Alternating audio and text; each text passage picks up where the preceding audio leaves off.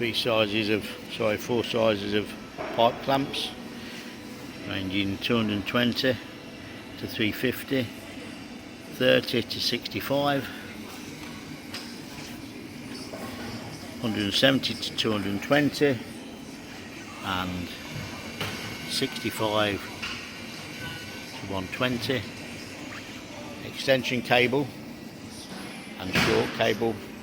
Y-feed unit detaches, controls for oscillation speed or frequency, forwards, reverse,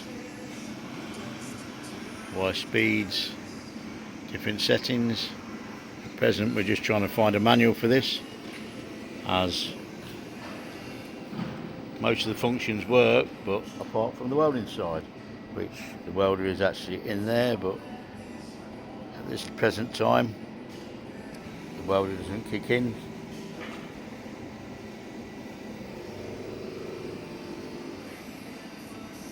More details to follow when it's up and running, unless it's purchased as is.